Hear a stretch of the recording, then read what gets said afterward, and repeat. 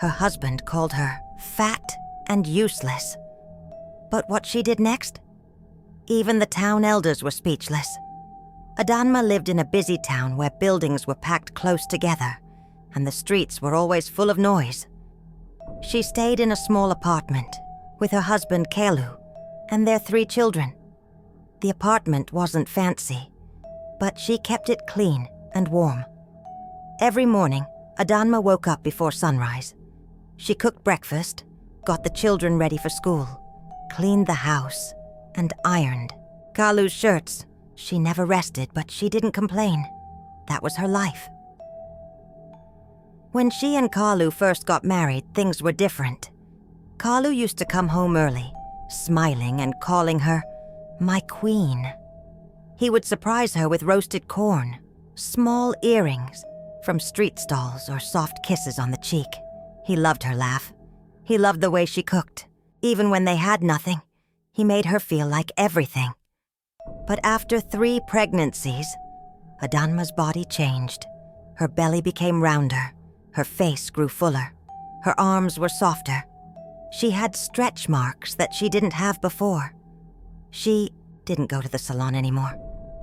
She barely had time to even oil her hair. All her days were for her family. At first, she thought Kalu would understand. She believed he saw her efforts, her sacrifices, the weight she carried on her back every day. But he didn't. Kalu changed.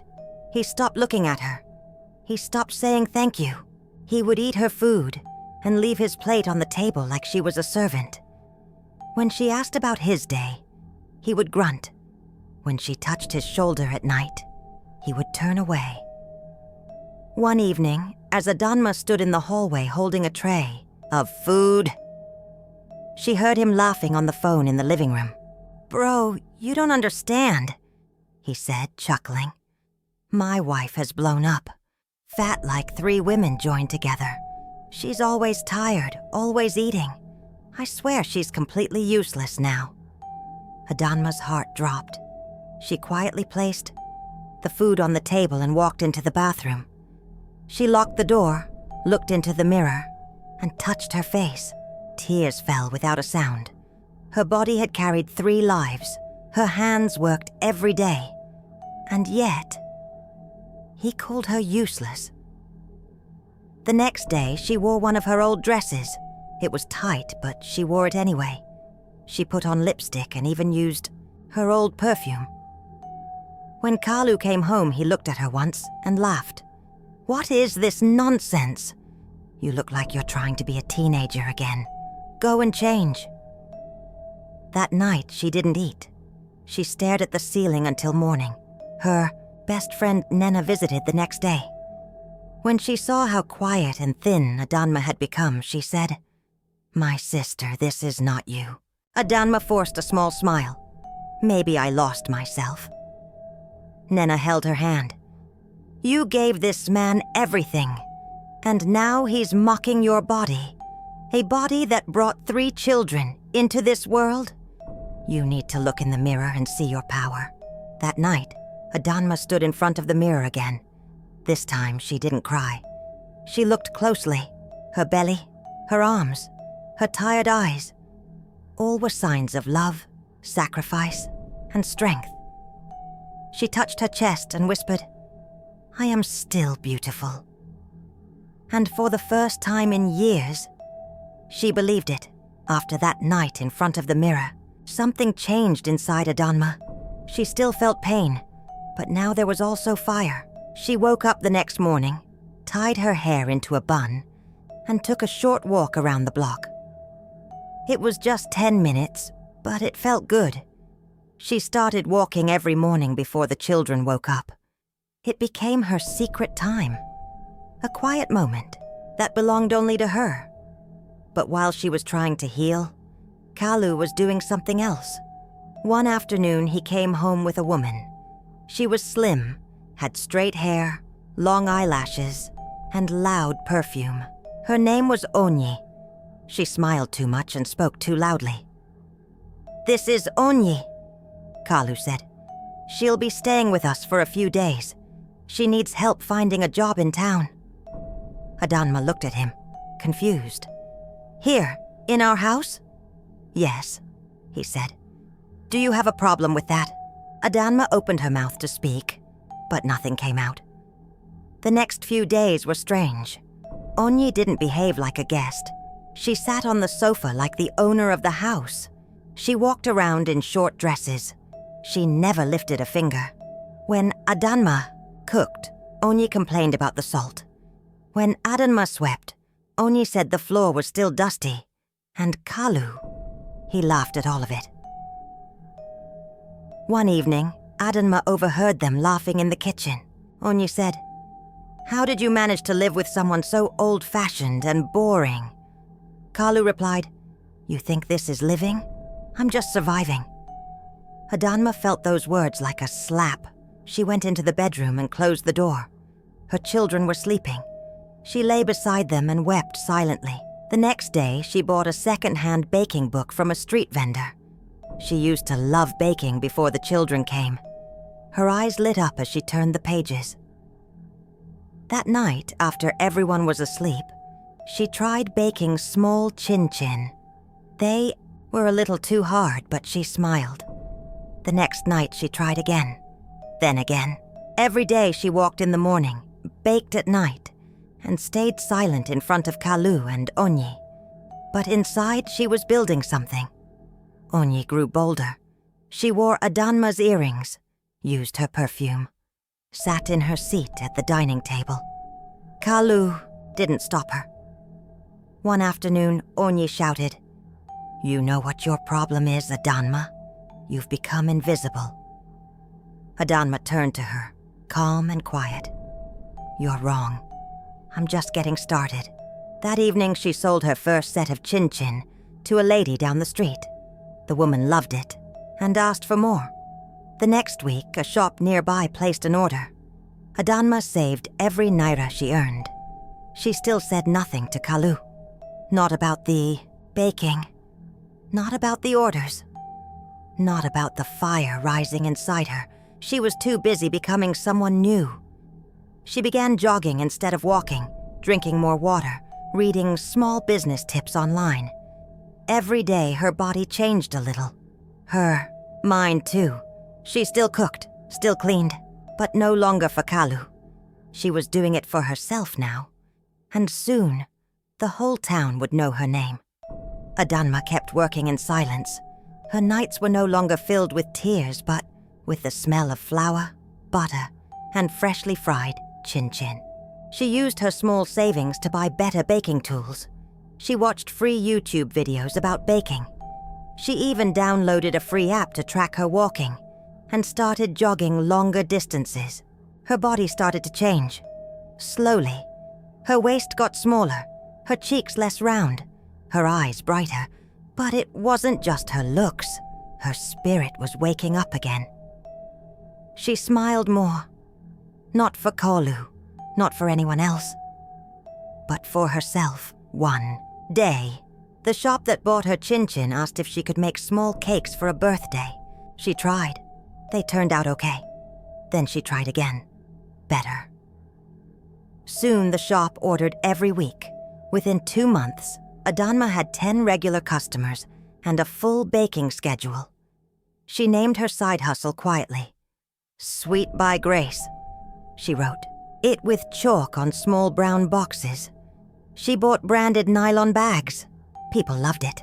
She used a corner of her neighbor's backyard as her baking spot. Her friend Nena helped her deliver orders. They whispered and giggled like schoolgirls when Kalu wasn't around. And Kalu? He didn't notice. He still spent all his time with Onyi. They now shared the bedroom while Adanma slept in the kids' room.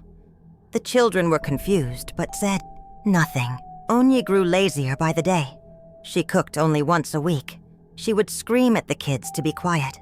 She wore heavy makeup, spent hours on social media, and took money from Kalu's wallet. One evening, Kalu returned home to find no food. Onyi was watching TV, chewing gum. "Where's dinner?" he asked.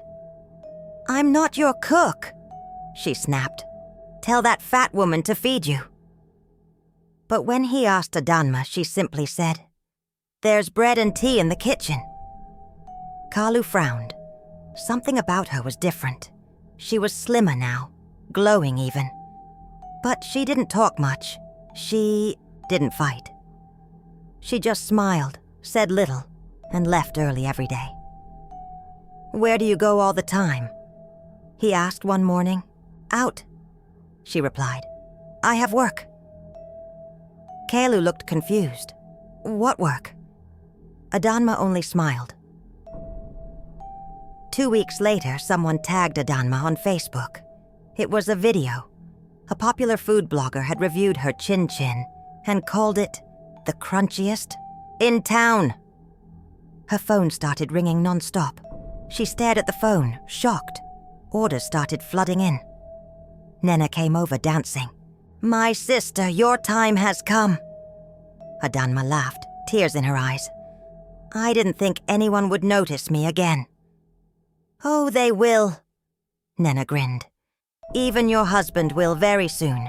Later that night, Kalu saw the video on his own phone. His jaw dropped. "Adanma," he whispered. He walked into the living room and stared at her. She was packing baked goods into boxes, dressed in a fitted tee and joggers. She looked beautiful. "You're selling snacks now?" he asked, sounding surprised. Adanma didn't look up. "No," she said. "I'm building an empire." For the first time, he was speechless. He looked at Onyi, who was filing her, nails and yawning. Then he looked at his wife, the one he had mocked, and for a brief moment he felt fear. Because the woman he had called useless was becoming unstoppable. The day came like a quiet storm. It started like any other. The sun rose, buses moved through town, and people rushed to work. But for Adanma, this day was different. It was the day she had dreamed about for months. Her new bakery, Sweet by Grace, was ready. It wasn't big, but it was beautiful. Clean white walls, a golden signboard, fresh flowers at the entrance, and the sweet smell of cake floating through the air. She had kept it a secret from everyone, even the children. Only Nena and a few helpers knew. She invited some businesswomen from town, food bloggers, and even a small radio presenter. But the most important guests? Her children and Kalu. She sent him a card the day before. It said, "You once said I was useless. Come see what useless has built." Kalu stared at the card for a long time. Onyi read it too and laughed. What's she doing? Opening a chin-chin stall? But something in Kalu's chest didn't feel right. The next day, he wore his best native wear and followed the children to the address. When they arrived, a small crowd had already gathered. Music played softly. The smell of fresh bread and pastries filled the street.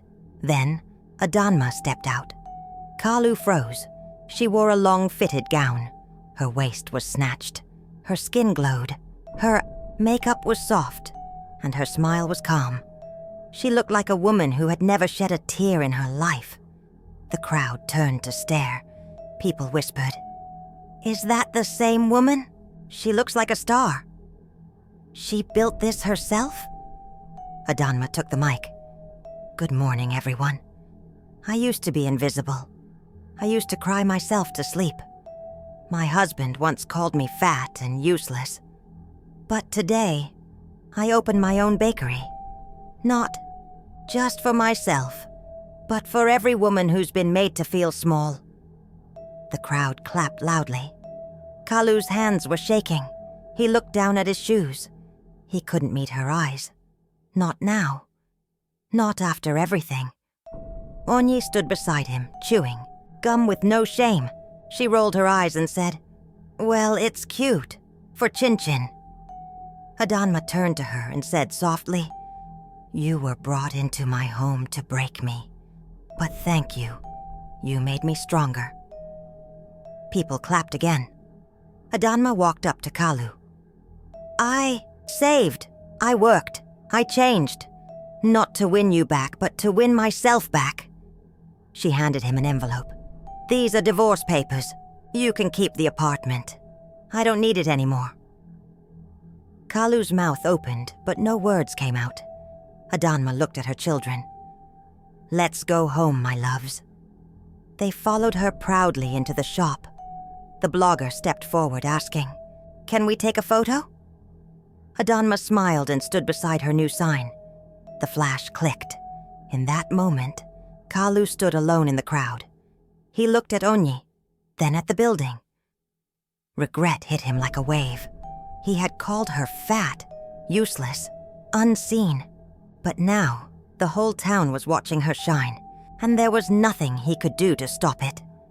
It had been 6 months since the grand opening of Adanma's bakery. The shop had grown fast. She now had 3 workers, 2 delivery riders, and her own website. Her Sweet by Grace brand was everywhere. Supermarkets, online pages, and party events. The whole town knew her name. People didn't just come for her cakes. They came to see her, to hear her story. Women stopped her on the street and said, Thank you for showing us. We're still worth something.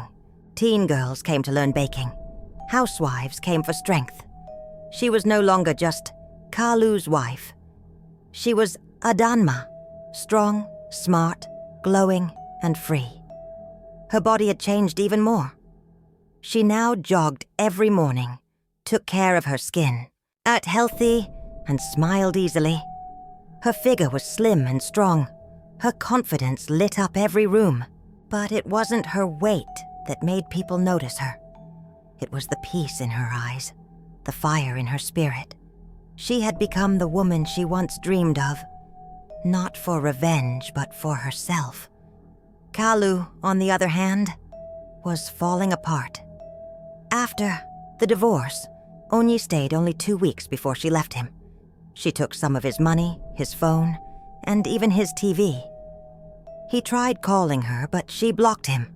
He was alone, lonely, and jobless. His friends, who once laughed with him, now avoided him. Nobody wanted to be seen with the man who lost a queen. Every day he passed by Adanma's shop, but never went in. He couldn't. His pride wouldn't let him, and his shame wouldn't allow it either. One morning he gathered courage and walked to the bakery. He wore an old shirt and dusty slippers. He looked like a man who had lost everything. When he stepped inside, the smell of warm bread and cinnamon filled the air. Customers were laughing. Music was playing. Then he saw her. Adanma stood behind the counter, tying a ribbon around a box. She looked up and saw him. For a second, their eyes met. He stepped closer. Adanma. She looked calm, peaceful. I just wanted to say, I'm sorry. She nodded slowly. I forgive you, but that door is closed now. Can we at least talk? He asked. She smiled kindly. You can buy cake like everyone else. He felt the weight of her words. He looked around. Her workers were busy. Her phone was ringing. A child was hugging her waist. She had a full life now, a happy one, and none of it included him. Kalu turned and left quietly. Adanma looked out the window as he walked away. She didn't feel hate, not even anger. She felt free. Later that evening, she sat with her children at home, helping them with homework. One of them asked, Mama, why don't you cry anymore? She smiled. Because I remembered who I am. That night, she stood in front of the mirror again. The same mirror she had once looked into with shame. She wore a silk robe, her skin glowing under soft light. Her reflection smiled back at her. I'm not just a wife. I'm not just a mother. I'm not just a body. She whispered. I am Adanma, and that is more than enough. Dear husbands, when your wife gains, wait after giving birth, don't mock her. Her body brought life. It carried your legacy, Support her, love her, because the woman you ignore today may become the woman the world stands up for tomorrow. Dear besties, if you felt this story deep in your heart, drop a comment below. We're reading every word. See you in the next video, okay? Don't forget, we grow together.